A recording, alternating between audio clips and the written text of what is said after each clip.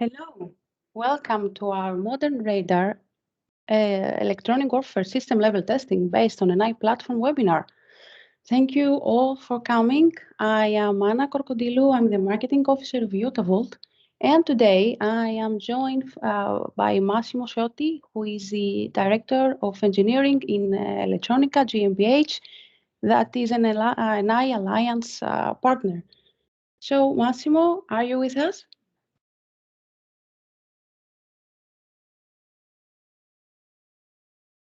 Okay, maybe there are some technical problems. Okay, let's see. All right. I believe you have your microphone on. Now it works. Okay. Hello everyone. Thanks for this opportunity. It will be a pleasure to present to you some of the activities we're going. And of course, we'll be open for questions, any requests for clarification now and offline at your disposal. Thank you. Thank you for joining us today. I would like to inform you that today's webinar will include some introductory slides about YotaVolt. Then we're going to see a pre-recorded video in two parts. And after that, we're going to have our live Q&A. So please feel free to submit your questions in the chat box or even request to speak by clicking the hand option on the upper section of Teams. Okay, so let's get started.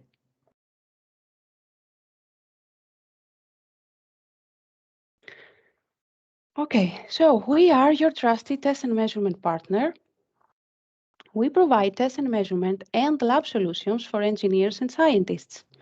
We started in Bulgaria in 2005, and right now we're covering 17 countries in Central and Eastern Europe with local support in 9 countries, including Greece, Bulgaria, Serbia, Croatia, Romania, Hungary, Slovakia, Czech Republic, and Poland.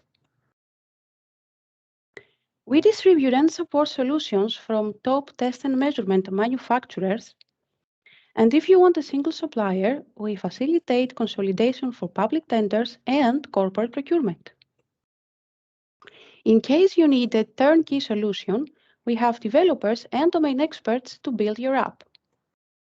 Also, we provide reliable on-site and in-lab calibration services for your measuring instruments. Moreover, we offer instructor-led online or custom training courses. And finally, we provide repair services and extended replacement coverage for your hardware. Our consists of a wide range of solutions for automating measurements and device control, automating design, validation, and production testing sequences, building research and teaching labs, and services that include training, calibration, repairs, and application development in LabVIEW through a network of partners with extended domain expertise. We have carefully selected a portfolio of partners to provide our customers the best solutions, focusing on innovation and quality. And our main partner, provides modular instrumentation platforms, including LabVIEW and hardware in several form factors. Cadence, the world leader in software for electronic design. Quanzer, for controls, robotics, and mechatronics lab equipment for teaching and research. OpalRT specializes in hardware-in-the-loop systems. Robotnik, Kinova, and ClearPath, offering robotics platforms. Ethos Research for software-defined radio. Equipment, Emona, LD Didactic, and other vendors offering lab equipment for teaching engineering and science. Ametec for electromagnetic compliance testing. Libelium, Sensi, and other vendors offering sensors to integrate in your projects. Digilent for FPGA and microcontroller platforms. And finally, GW Instec, offering benchtop test and measurement instruments for your simpler needs. Now, in case you want to contact us, you can send us an email at info@yotavolt.com or according to your country, for example, bulgaria@yotavolt.com. And of course, feel free to visit our website and submit a form in the Contact Us section. So now let's get started with our videos.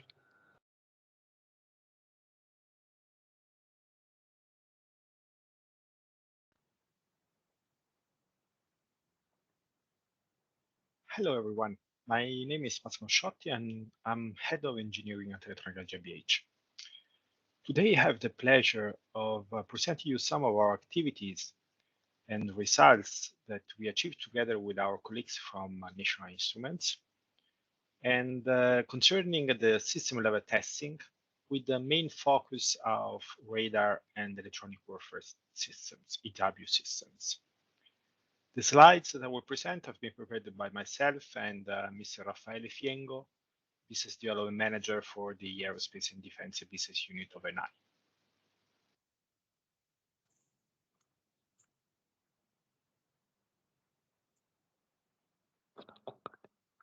So Elettronica GmbH is a sister company of Elettronica SPA in Italy, in Rome.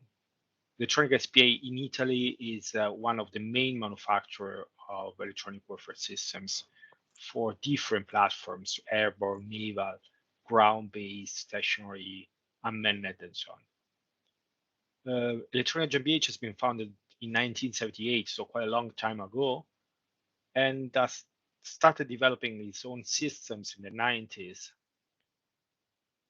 always in the electronic warfare domain. So in the, let's say, with expertise on the use of the electromagnetic spectrum through development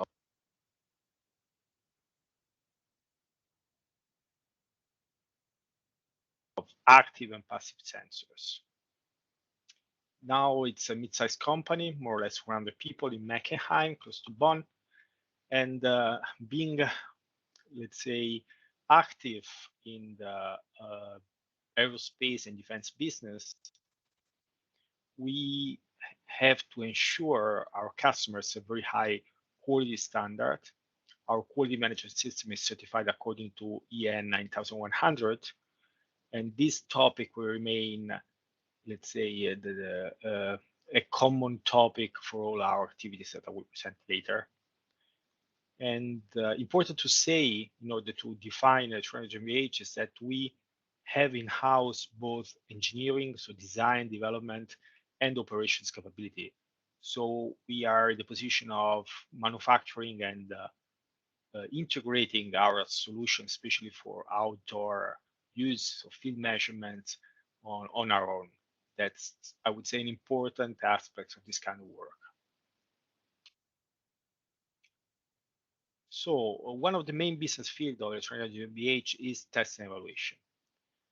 Test and evaluation always for complex electronic systems, radars, electronic warfare sensors, passive sensors, active sensors, mainly in the electromagnetic spectrum, but also in the nearby frequency range, like electro-optical sensors, infrared, ultraviolet, or laser, like direct sensors, and so on.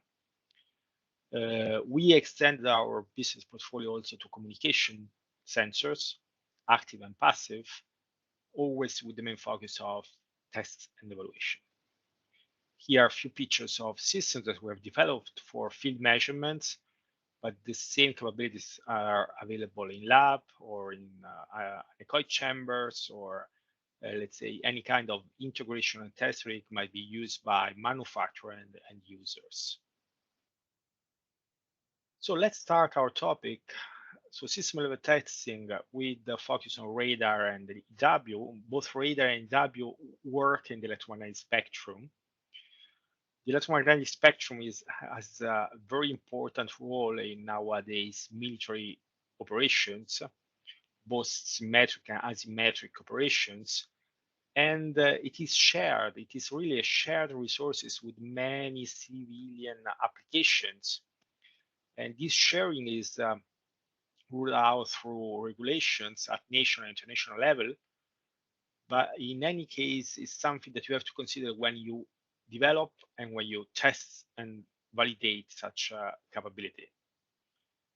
I will often refer to IMSOpedia. IMSOpedia is an initiative of our mother company, or our group, Elettronica Group, in terms of sharing information on IMSO, so electromagnetic support operations. So all the military operations that use the electromagnetic spectrum. And let's say, exactly by the 70th birthday of our mother company in Italy, it was decided that the pool of experts was joined their say, forces and resources in order to put together a sort of encyclopedia of electromagnetic spectrum operations. This you can find it at the link that you see on your screen. I will capture some of the sentences and the definitions from this website. So let's jump into the IMSO domain. So electromagnetic spectrum operations, that is a growing discipline that is aimed at disseminating requirements, concepts, resources, material technologies, with the aim of gaining dominance in the electromagnetic spectrum during peace, crisis, and conflicts. This you can find it on the as a definition of this let's say discipline on the website. Why so important? For sure, I mean, it allows a lot of capabilities that are nowadays as basis for many military operations. On the other side, it has gained a lot of importance since it's a very crowded environment. And even the US Department of Defense has defined the electromagnetic environment as complex, since, first of all, it is contested. So a conflict between opponents take place in this environment, since the enemy tries to detect, disrupt, exploit, degrade, deny, deceive, or destroy your EMS capabilities.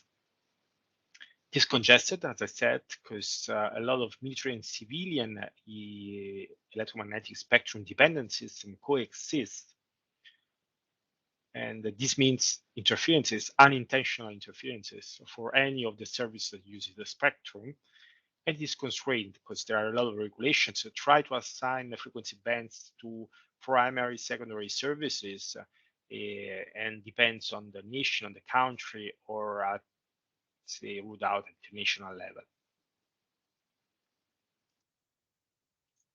Let's jump into test evaluation. So test evaluation is a capability.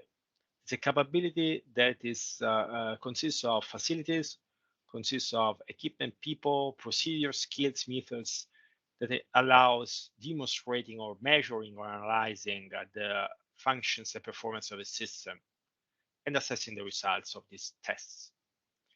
A good example might be a helicopter empowered or equipped with a self-protection suite. The self-protection suite against typical threats might be the threats with electromagnetic signature, kinetic threats, weapons, or infrared and ultraviolet, say, signatures of the threats. And in order to manage all these kind of threats, you need a multi-sensor solution that consists of your self-protection suite. So the self-protection suite is a network of sensors on board the same platform that steers actuators. So the countermeasures that you might put in place in order to prevent the risk of being hit by one of these threats, one of these weapons. In order to test the performance of the self-protection suite, you can carry out tests at different levels. It might be at unit level, it might be at system level, it might be at platform level.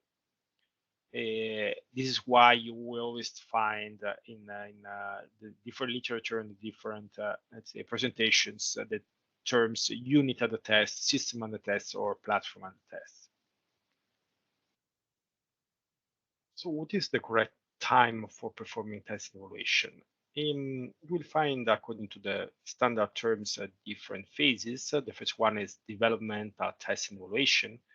It includes any testing used to assist the development and the activities until the product is mature. This ranges from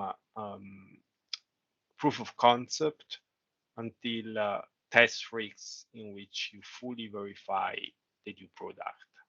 This relies largely on modeling and simulation, since many items, interfaces, and behavior might not be yet available, and leads to the concept of digital twin. These activities might be the basis for building up a digital twin, so a digital representation of your product that grows together with the product. Is not limited to a single stage or a single phase, and collects step by step all the data concerning the status and behavior of the system. This might be a fundamental help, a fundamental support for the operational life of your system. The second phase that you might often find in literature is the operational test and evaluation phase. That includes the validation activities on the field in order to verify, let's say, to test and control the fit for purpose characteristics of your system, feeding again your digital twin if available, and supporting for sure the maintenance, repair, and upgrade activities on your system throughout the life of the product. Then the question is, what is the goal of test simulation? It might be quite simple, like gonna go testing on the flight line.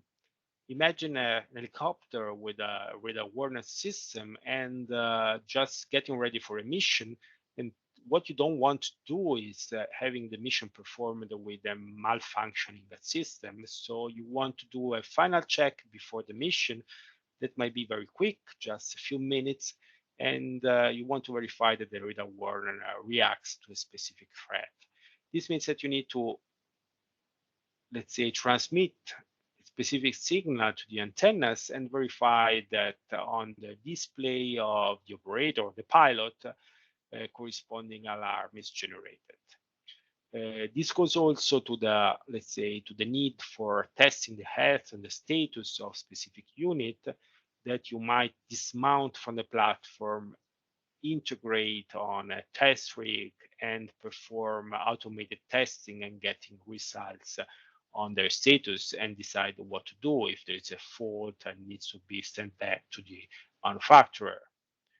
This test rig might be very similar to the test rig used during the development phase, in which different test routines have been performed, optimized, and then maybe made available for the operational life and maintenance of the system.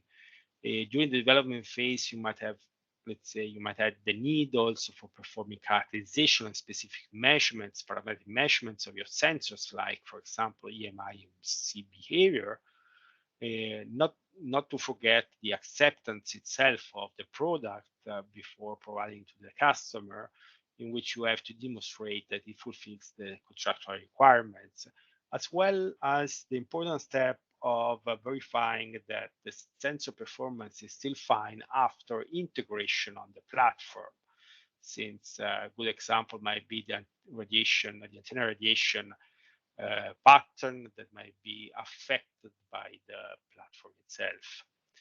If we move to the validation phase with the necessity of supporting the acceptance of the system on site, creating the electromagnetic environment in which you test your system in front of your customer and verify that it performs according to expectation. Usually I merge the test cases here described also with the training use cases, since training the operator might be performed as well on the real system on field, training the operator or the entire crew of the platform against a specific electromagnetic scenario that might include threats. And so you want to train the operator to react to these threats. And the test capability might be very similar to the training capability that you need. The last but not least, the operational support of specific sensors or the use of specific sensors. For example, sensor relying on libraries in which you need to optimize the library, for example, the library of threats you want to react to for a specific mission. And this means testing the response of the sensors according to the specific threats. And this is, again, needs a T&E capability. So we have mentioned that the test evaluation use cases are many, and they are carried out in different environments. If we start from the first steps in the product development, for sure, the development guy will perform analysis on a PC-based platform, and it will need the models, it will need the simulations in order to check, to perform a proof of concept or to check the performance of a new algorithm. And then test evaluation activities will move to the lab, where units might be tested on a test rig or a test bench, and probably then carried to measurement facilities like an anechoic chamber or any kind of environmental chamber to perform specific testing. Then moving to the integration, the system integration activities that might be performed in a dedicated lab that need as well testing after integration. And finally, to the what is usually referred to as installed system test facility. So after installation of the system on the platform, the complete platform will be subject to specific testing. Finally, ending to the open air range, where on air transmission of signals is performed to a moving platform, like a fighter or a frigate or whatever might be the case. Important to say is that most military programs, these test activities are performed by different teams, sharing data, during the system life cycle, but hardly sharing the tool sets and models. So the idea of having a single digital twin, a single model, or a unified approach for modeling the system throughout its life cycle is still on paper, I would say. Is something that might increase the performance of this model, being more and more realistic as the data is fed into this digital twin.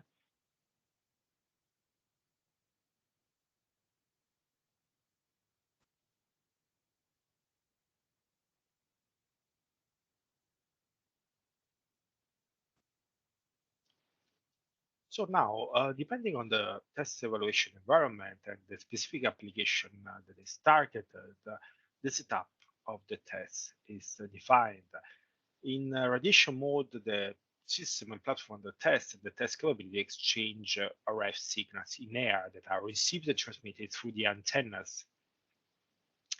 If this is not possible, then we resort to direct injection mode, in which signals generated by the test asset are injected directly into the system of the test or unit of the test through radio frequency test ports, if available, maybe direct the antenna ports by removing the antennas, or if this is not possible, let's do the example of a RF front end integrated with the antennas. The simulation might take place through the use of antenna hoods that cover the antennas, prevent interferences, let's say external signals to achieve the antennas, and inject directly, unfortunately, near field the signals into the antennas with a given inaccuracy, but still effective for some specific test needs. Otherwise, if IF connectors are available, might be the input ports for our signals, or might be decided to exchange between the unit of the test and the test capability only digital data. So, for example, signal descriptors, or even the results of some kind of processing that is shown on the screen to the operator, plots, tracks, pulses detected, and so on, just to stimulate and test the reaction of the operator. There are two main configurations when we refer to a hardware in the loop, the open loop and the closed loop configuration. In the open loop, the exchange of information between the test function and the system under test is one way. The system under test generates signals that are received by T&E asset, or the T&E asset generates signals that are received by the system under test. In closed loop configuration, there is art of feedback coming from both sides, in which, for example, let's do the example of a radar. The radar generates signals that are received by the TE asset, and the TE asset generates, based on the incoming signals, a modeling and a fake echo or fake signal reflection that is fed again back into the radar in order to let the radar see a target.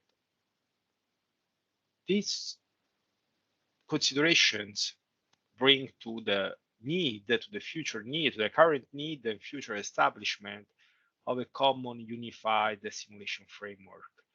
You might need multiple models, you might need the capabilities for modeling and simulation, tools, and so on, that are used in different configurations. So they should be modular, they should be possible to adapt them to the specific test setup that you might need. That is what we usually refer as test deployment. So putting all the information that I've been describing until now in terms of item under test, platform, system, unit, referring to who might need during the life cycle of a product a T&E capability. So the buyer, the end user, the manufacturer of a sensor, or the platform integrator, putting together all the application throughout the life cycle of the product, finally the environment for performing tests, we get to this kind of map that might be useful in order to identify the specific test case you are addressing. Now, let me introduce one of the many results of our work. This is called Common Architecture for Testing Evaluation. That is a collection of functions and building blocks that interacts with each other according to a specific architecture and data flow, and each block can be picked and used in quite a simple way in order to build up a test setup. This applies to a multitude of devices under test and allows interfacing the device and the test either at RF range through the use of antennas, or in signal injection mode at radio frequency or intermediate frequency level, or at digital level through the use of IQ samples or signal descriptors that are here indicated as pulse descriptor words. Let me highlight a couple of aspects of this architecture. First of all, the presence of transmitting chain might be composed by one or multiple channels that coexist or might coexist with the receiving chain, as well made up of one or multiple receiving channels. And the transmitting and receiving capability might be used both or only one of them based on the test case that you want to address, and are fed by digital stage that allows the exploiting the models and the modeling and simulation results of your activities. In this case, we have highlighted some of the models concerning radar, communication, satellite navigation, cinematic characteristics of platforms, and jamming techniques that might be modeled at software level through the use of emulators that run on processors, and a set of signal processing capabilities at FPGA level. This means that their capabilities of changing signals are, let's say, applied on the nanoseconds basis that are concur with the software models in order to generate at the end signal descriptors.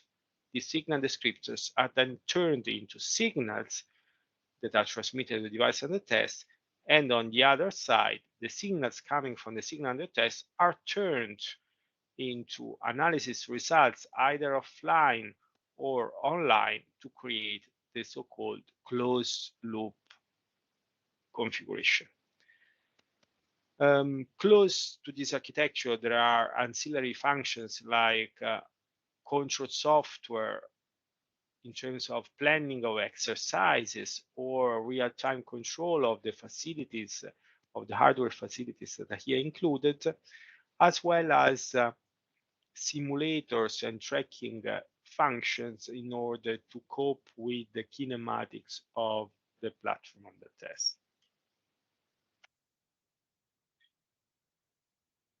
Let's give a look at how it looks like at the end using specifically T&E hardware platform. This is the test platform we are addressing, the so-called common architecture that is made up of different modules integrated into PXI chassis, and additional FPGA resources might be external to the chassis, but exchanging quite, let's say, a wide bandwidth of data with the FPGA in the PXI chassis and performing the different functions that one might need. Some of the examples here reported are the simulation of radar emitters if you want to test EW receiver, or the generation of radar targets needed to test a radar, or the real-time signal analysis that you might need to understand if a jammer under test is, let's say, performing correctly, or the capability of creating jammers, incoherent or coherent jammer, in order to test receivers, radars, and their robustness to this kind of interferences. This test platform at creating a digital outputs and RF outputs, exchanging data and signals with the system under test that may be in lab or integration facility or directly on the integrated on the final platform, and receives the reaction coming from the system under test and analyzes, and in some cases reacts accordingly to the signals coming from the system under test.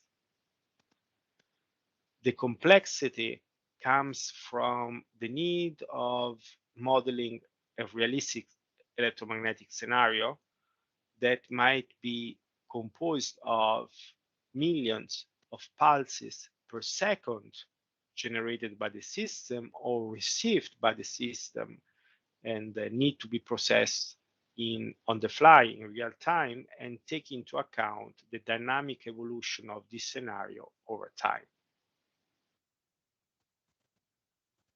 So why do we resort to these specific hardware platforms, that is commercial platform manufactured by T&E? Since we need modularity, we need to remove functions, add functions and capabilities according to the test case, to the viewpoint on the system, maybe initial development or maybe testing during maintenance using the same platform. Scalability, since the number of channels, resources, frequency band might increase over time, and we have to cope with this growth capability without restarting from scratch. And flexibility in terms of functions and possibility for being reprogrammed. So everything is software defined and exploit the resources made available by the hardware platform. What are usually the key requirements for a test setup in radar and the W electronic warfare domain? Frequency bands, nowadays ranging from HF to 40 gigahertz or above. The instantaneous bandwidth of the signals that are managed by the sensors, usually now more than 1 gigahertz, some cases agility over several gigahertz. The number of channels, since many sensors exploit multiple antennas to perform, for example, their functions. Good example is direction finding or phase array radars. So we have tens of phase coherent channels that needs to be implemented by our test asset. The dynamic range, we have very small signals and very large signals that need to be managed at the same time. If you can imagine a target with a very small radar cross section at a very far away range, very far away distance, and a large radar cross section target at close range, the difference in dBs between the two reflected signals might be very high. Agility. Nowadays, in order to guarantee robustness against interferences, most of the signals or most of the sensors exploit frequency agility, parameter agility, and so we need to guarantee also on the test capability side this kind of agility and settling time of the order of hundreds of nanoseconds. Accuracy in terms of amplitude, phase control, resolution, time resolution, minimum I/O latency. If you consider the closed loop configuration between the receiving an input and generating the corresponding output according to the models, to the actual set parameters of the model, the latency between input and output has an impact on the generated scenario. If you attempt at generating a target for a radar, this delay turns into the range of this target as it will be seen by the radar test. So of course, this needs to be as low as possible in order to give you the maximum flexibility. Computational power and the number of waveforms and IQ samples that you have to use to generate your signals, the noise floor that your test capability generates, it might be seen, it will be an input for the system and test in cable injection mode, and it might turn into making, let's say, the receiver and the test less sensitive to other signals, and many other requirements that represent today's challenge for test evaluation in radar and NW. What is the solution and how did we build this common architecture? First of all, for the receiving and transmitting chains, we largely use the vector signal transceivers, the vector signal transceiver that cover a wide frequency band made available by NI. While for real-time signal analysis, we use the family of flex radio modules provided by NI, as well as storage capabilities integrated in the APXI chassis, while the models have been implemented on the local controller of the chassis, and many others are implemented simply at software level, running on a simple server or PC. While for very, let's say, demanding computational, in terms of computational resources, demanding algorithms, we use specific external FPGAs like the 4 FPGAs made available by the ATCA module of NI. This covers as I said, the common architecture, the common hardware architecture that we use in many different applications. A few words about BXI technology, how it looks like in this case, a multi-channel, say, setup with the BSD, with the vector signal transceivers. Of course, we're talking about an instrument that comes already calibrated with the calibration routines running on the local FPGAs, and the possibility of inserting multiple channels within the same chassis allows sharing a reference and LOs and achieving phase coherence, or better, a phase alignment of the different channels, and allows easily transfer of a large amount of data in real time among the different channels and with the controller itself. These are the highlights of the APXI technology. in which NI has traditionally invested. So the possibility of embedded controllers and data interfaces, the FPGA that apart from the native IPs, like the calibration one I mentioned, are open for, let's say, developing the application-dependent IPs. And that's exactly what we did as Elettronica. The synchronization and coherency between the multiple channels within the chassis and among different chassis, and the high-speed data transfer and the trigger routing among the different modules. So finally, a few screenshots of, let's call them a success case. So the collaboration, the successful collaboration between NI as a manufacturer of this hardware platform, offering the advantages I represented before, and our experience in terms of modeling and simulation and test and evaluation. So we managed to put together this hardware platform with the capability for data generation. That's here highlighted in terms of sequences of pulses and pulse descriptors over time that are needed to describe the test scenario. This is strictly connected to the radio frequency signals that are generated for each of these signal descriptor that is fed into the hardware platform. With the real-time control of the signals, it's not talking about pre-programmed sequences, but dynamically evolving actors in the scenario. That's something that you can see here on this map. So real platforms that behave according to specific logic, schedules, operational mode changes, anything that you want to define in your models, in your digital models, and having them, let's say, playing like a computer game within the scenario. And these are turned into events, signal descriptors that are then mapped into radio frequency signals that are generated. And on the other side, by the capability of analyzing and measuring the signals that might be your own signals or the signals coming from the system under test.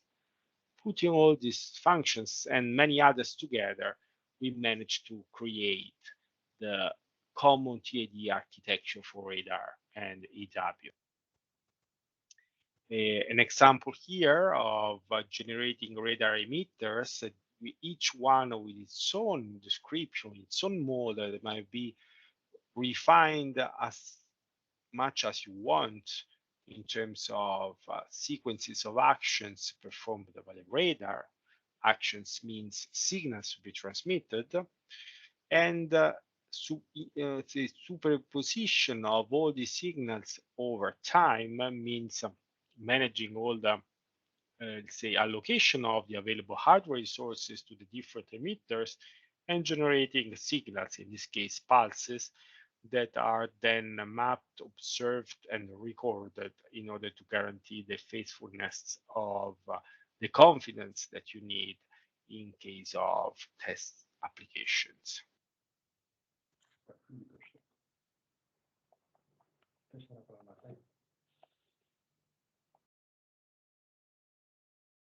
So this is all very interesting. Massimo, do we have a comment from your side? The only comment, I hope that, it was interesting for you, for all the attendees, and I would say we're open for questions. So any question, either in the chat or directly, I'll be happy to answer. Of course. So let me start because I have some questions for you. What is the frequency range covered by your solutions?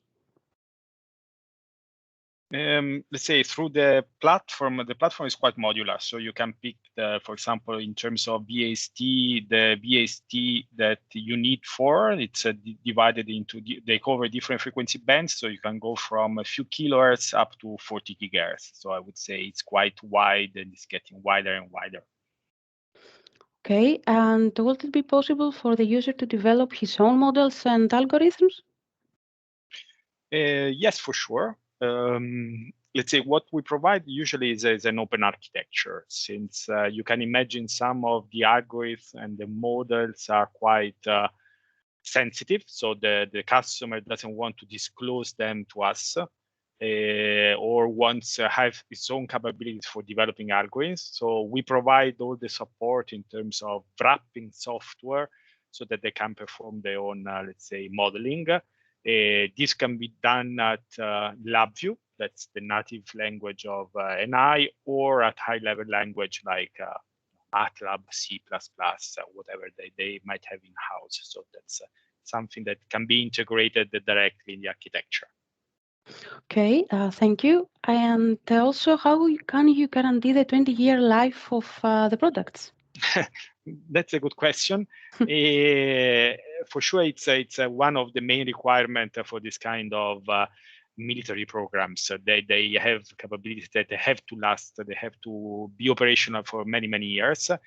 In case of use of, let's say, commercial hardware like the NI, it comes more or less for free, since what we have experienced is that let's say the commercial technologies, and specifically the NI technology, evolves rapidly than the military technology, and we take profit of that. I mean, we have exchanged we have used the next generation of the hardware almost at, say, very reduced cost, because we managed to port easily the software, the IP core, to the new platform. And this is exactly what we propose to our customer, having, let's say, this almost without problem-free evolution of the test platform as well.